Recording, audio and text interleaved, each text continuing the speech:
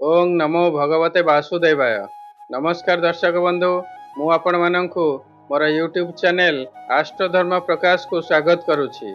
आसंतु जानिबा मे 2025 रे मकर राशि व्यक्ति मानकर समय किपरि जीव। मास आरंभ रे बुध, शुक्र, शनि एवं राहु तृतीय अवस्थान करुछंती। मे 18 तारिख दिन राहु द्वितीय को अवस्थान करिवे। मे 7 तारिख दिन बुध चतुर्थ को गोचर करिवे। रवि चतुर्थ स्थान रे अछंती। पंचम को मे 15 तारिख दिन जिवे। बृहस्पति पंचम रे अवस्थान करुछंती। मे 15 रे षष्ठ स्थान को गोचर करिवे। सप्तम रे मंगल अवस्थान करिछंती। केतु नवम रे अछंती। मे 18 तारिख दिन अष्टम को गोचर करिवे। यह थिला मे 2025 रे मकर राशि ग्रह मानकर स्थिति। जदि मो चैनल को सब्सक्राइब करना तेबे निश्चय सब्सक्राइब करंतु। शनिंकर राशि परिवर्तन, बृहस्पतिंकर राशि परिवर्तन एवं राहु और केतुंकर राशि परिवर्तन प्रभाव आपणकर राशि उपरे कौन पड़िबो एवं यार प्रतिकार कौन जदि डिटेल रे जानिबा को चाहछंती तेबे मो चैनल को सब्सक्राइब करंतु एवं ये समस्त वीडियो देखंतु। स्वास्थ्य आसंतु जानिबा मे 2025 रे मकर राशि व्यक्ति मानकर स्वास्थ्य किपरि रहिबो। आपणक राशि अधिपति शनि तृतीय स्थान रे अवस्थान करुछंती। तृतीय शनि अत्यंत शुभ फल प्रदान करती।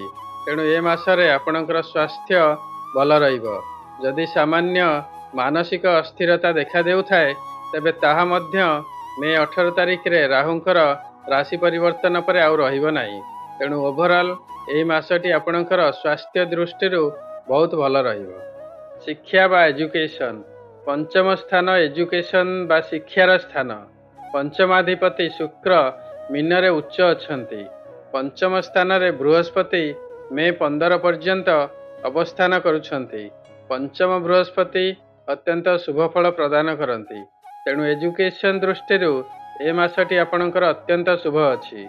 जदि किसी टेस्ट बा एग्जामिनेशन थाए बा कॉम्पिटिटिव एग्जाम थाए तेबे आपण कृतकार्य निश्चय हेबे। जदि शिक्षा बा एजुकेशन को नहीं किसी डिसीजन नेबार अछि तेबे मे 15 मध्य करंतु जो समय रे आपणकर पंचम बृहस्पति अछंती। तेणु एजुकेशन दृष्टि ए मासटी अत्यंत शुभ अछि। संतान एही मासरे आपणकर संतान मानकर आपण सहित संपर्क उत्तम रहिबो। सेमानकर स्वास्थ्य मध्य भल रहिबो। जदि विद्यार्थी होइथिबे तांकर विद्या बा एजुकेशन मध्य भल रहिबो। मे 15 मध्य बृहस्पति पंचमस्थ थिबारु जदि यह मध्य किसी टेस्ट एग्जामिनेशन थाए बा कॉम्पिटिटिव एग्जामिनेशन थाए तेबे अत्यंत भल हेबो। बा जदि आपण किसी एजुकेशन दृष्टि संतान मानक पई डिसीजन नेबा को चाहुचंती तेबे मे 15 मध्य नियंतु अत्यंत शुभ हेबो। लव रिलेशनशिप आसंतु जानिबा मे 2025 रे मकर राशि व्यक्ति मानकर लव रिलेशनशिप किपरि रहिबो। पंचमाधिपति शुक्र उच्च अछंती। साथी रे राशि अधिपति शनि मध्य अवस्थान करुछंती। शनि तृतीय हेउथिबारु अत्यंत शुभ फल प्रदान करती। पंचम स्थान रे आपणकर बृहस्पति अवस्थान करुछंती मे 15 तारिख पर्यंत। तेणु लव रिलेशनशिप दृष्टि मे 2025 अत्यंत शुभ अटे। जदि सामान्य मनमालिन्य थाए तेबे मे 18 तारिख रे राहुंकर राशि परिवर्तन परे ता मध्य सुधुरी जीव। वैवाहिक जीवन बा मैरिड लाइफ विवाह स्थान हेउछि सप्तम स्थान। आपणकर सप्तमाधिपति हेउछंती चंद्र जे कि अत्यंत चंचल गोटे राशि रे 2.5 दिन अवस्थान करती। सप्तम रे आपणकर मंगल निचस्थ अछंती। ए मासरे निज जीवन साथी सहित भ्रमण जोग अछि। अर्थव्यय मध्य जोग रहुछि। चंद्र मनकारक ग्रह होइथिबारु आपणकर मन अस्थिर रहिबो। तेणु मन स्थिर रखिया पई चेष्टा करंतु एवं अजथा व्यय उपरे मध्य कंट्रोल रखंतु। भाग्य आपणकर भाग्याधिपति बुध मीन रे निचस्थ अछंती। मात्र से मे 7 तारिख दिन मेष को बा चतुर्थ स्थान को बा सुख स्थान को गोचर करुछंती। 15 मे पर्यंत रवि मेष रे उच्च अछंती एवं बृहस्पति पंचम रे अवस्थान करुछंती। शनि आपणकर तृतीय स्थान रे थिबारु ଅତ୍ୟନ୍ତ ଶୁଭ ଫଳ ପ୍ରଦାନ କରିବେ। ତେଣୁ ଭାଗ୍ୟ ଦୃଷ୍ଟିରୁ ଏ ମାସଟି ଅତ୍ୟନ୍ତ ଶୁଭ ଅଛି। ଆପଣ ଯେଉଁ କାର୍ଯ୍ୟରେ ହାତ ଦେବେ ସେଥିରେ ନିଶ୍ଚୟ କୃତକାର୍ଯ୍ୟ ହେବେ। କ୍ୟାରିୟର, ଚାକିରି ବା କର୍ମକ୍ଷେତ୍ର। ଆସନ୍ତୁ ଜାଣିବା ମେ 2025ରେ ମକର ରାଶିର ବ୍ୟକ୍ତିମାନଙ୍କର କ୍ୟାରିୟର ଦୃଷ୍ଟିରୁ ବା କର୍ମକ୍ଷେତ୍ରରେ ସମୟ କିପରି ରହିବ। କର୍ମାଧିପତି ଶୁକ୍ର ମୀନରେ ଉଚ୍ଚ ଅଛନ୍ତି ଏବଂ ତାଙ୍କ ସାଥିରେ ଶନି ଅବସ୍ଥାନ କରୁଛନ୍ତି, ଯେ କି ତୃତୀୟସ୍ଥ ଥିବାରୁ ଅତ୍ୟନ୍ତ ଶୁଭ ଅଟନ୍ତି। ମେ 15 ପର୍ଯ୍ୟନ୍ତ ବୃହସ୍ପତି ପଞ୍ଚମରେ ଅବସ୍ଥାନ କରୁଛନ୍ତି। ତେଣୁ ଏହି ମାସରେ ଆପଣଙ୍କର କ୍ୟାରିୟର ଦୃଷ୍ଟିରୁ, କର୍ମକ୍ଷେତ୍ର ଦୃଷ୍ଟିରୁ ସମୟ ଅତ୍ୟନ୍ତ ଶୁଭ ଅଟେ। ମେ 15 ପର୍ଯ୍ୟନ୍ତ ଆପଣଙ୍କର ଧନପ୍ରାପ୍ତି ହେବ, ପ୍ରମୋସନ ବା ଇନକ୍ରିମେଣ୍ଟ ଯୋଗ ରହୁଛି। ଉପର ଅଫିସରମାନଙ୍କ ସହିତ ସମ୍ପର୍କ ଭଲ ହେବ ଏବଂ ସାଥୀ କର୍ମଚାରୀମାନଙ୍କ ସହିତ ସମ୍ପର୍କ ସୁଦୃଢ଼ ହେବ। ତେଣୁ ଏହି ମାସରେ କ୍ୟାରିୟର ଦୃଷ୍ଟିରୁ, କର୍ମକ୍ଷେତ୍ର ଦୃଷ୍ଟିରୁ ଆପଣଙ୍କର ସମୟ ଅତ୍ୟନ୍ତ ଶୁଭ ଯିବ। ବିଜନେସ୍ ବା ବାଣିଜ୍ୟ ବ୍ୟବସାୟ। ଆପଣଙ୍କର ଧନାଧିପତି ଏବଂ ରାଶିର ଅଧିପତି ଶନି ତୃତୀୟ ସ୍ଥାନରେ ଅତ୍ୟନ୍ତ ଶୁଭ ଅଛନ୍ତି। ନବମାଧିପତି ବୁଧ ଏବଂ କର୍ମାଧିପତି ଶୁକ୍ର ମଧ୍ୟ ଶନିଙ୍କ ସହିତ ତୃତୀୟରେ ଅବସ୍ଥାନ କରୁଛନ୍ତି।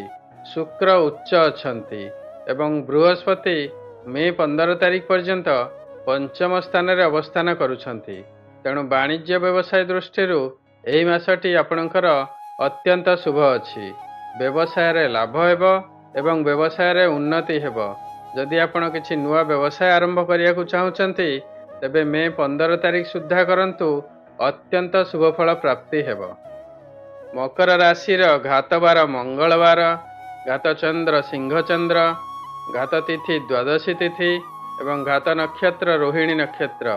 ଏହି ଦିନମାନଙ୍କରେ ଅଘଟଣ, ଦୁର୍ଘଟଣା ହେବାର ସମ୍ଭାବନା ଥାଏ। ତେଣୁ ଟିକେ ସାବଧାନତା ଅବଲମ୍ବନ କରିବେ। ମକର ରାଶିର ଶୁଭ ବାର ହେଉଛି ଶନିବାର, ଶୁଭ ରଙ୍ଗ ହେଉଛି ବ୍ଲୁ ଏବଂ ବ୍ଲାକ୍, ଶୁଭ ରତ୍ନ ହେଉଛି ଇନ୍ଦ୍ର ନୀଳମଣି, ଶୁଭ ଧାତୁ ହେଉଛି ଲୁହା, ଶୁଭ ଅଙ୍କ ହେଉଛି 4 ଏବଂ 8। ନିଜର ଦୈନନ୍ଦିନ ଜୀବନରେ ଏହାର ଉପଯୋଗ କରନ୍ତୁ ଏବଂ ଶୁଭ ଫଳ ପ୍ରାପ୍ତି ହୁଅନ୍ତୁ। ପ୍ରତିକାର। ଆସନ୍ତୁ ଜାଣିବା ମକର ରାଶିର ବ୍ୟକ୍ତିମାନେ ମେ 2025ରେ କ'ଣ ପ୍ରତିକାର କରିବା ଉଚିତ। ଏହି ମାସରେ ଆପଣଙ୍କର ମଙ୍ଗଳ ନୀଚ ଥିବାରୁ ମଙ୍ଗଳଙ୍କର ପ୍ରତିକାର କରନ୍ତୁ। ପ୍ରତ୍ୟେକ ଦିନ ହନୁମାନ ଚାଳିସା ପାଠ କରନ୍ତୁ। ପ୍ରତ୍ୟେକ ମଙ୍ଗଳବାର ହନୁମାନ ମନ୍ଦିର ଯାଆନ୍ତୁ ଏବଂ ହନୁମାନଙ୍କର ପୂଜାର୍ଚ୍ଚନା କରନ୍ତୁ। ଏହାଦ୍ୱାରା ମଙ୍ଗଳଙ୍କ ସହିତ ରାହୁ, କେତୁ ଏବଂ ଶନିଙ୍କର ମଧ୍ୟ ଯଦି କିଛି ନକାରାତ୍ମକ ପ୍ରଭାବ ଥିବ ତାହେଲେ ତାହା ମଧ୍ୟ ଦୂର ହେବ। ମୁଁ ଏଠାରେ କହିଦେବାକୁ ଚାହେଁ ଯେ ଯଦି ଆପଣଙ୍କର କିଛି ନିର୍ଦ୍ଦିଷ୍ଟ ସମସ୍ୟା ଥାଏ, ତା'ର ସମାଧାନ ଚାହୁଁଥାନ୍ତି, ତେବେ ଆପଣଙ୍କର ଜାତକର କପି ଭିଡ଼ିଓରେ ଦିଆଯାଇଥିବା ନମ୍ବରରେ ହ୍ୱାଟ୍ସଆପ୍ କରନ୍ତୁ। ଆପଣଙ୍କର ନାମ, ଜନ୍ମସ୍ଥାନ, ଜନ୍ମ ତାରିଖ ଏବଂ ଜନ୍ମ ସମୟ ଲେଖିକରି ପଠାନ୍ତୁ। ମୁଁ ତା'ର ପ୍ରପର ଆନାଲିସିସ୍ କରିବି ଏବଂ ଜ୍ୟୋତିଷ ଶାସ୍ତ୍ର ସମ୍ମତ ରିପୋର୍ଟ ଆପଣଙ୍କୁ ପଠାଇବି। ଏଥିପାଇଁ 8ରୁ 10 ଦିନ ସମୟ ଲାଗିବ।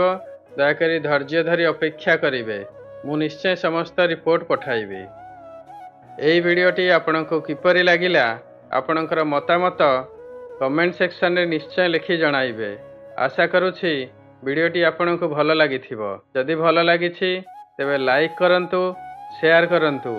ବର୍ତ୍ତମାନ ପର୍ଯ୍ୟନ୍ତ ଯଦି ମୋର ଚ୍ୟାନେଲକୁ ଆପଣ ସବସ୍କ୍ରାଇବ୍ କରିନାହାନ୍ତି ତେବେ ସବସ୍କ୍ରାଇବ୍ ନିଶ୍ଚୟ କରନ୍ତୁ।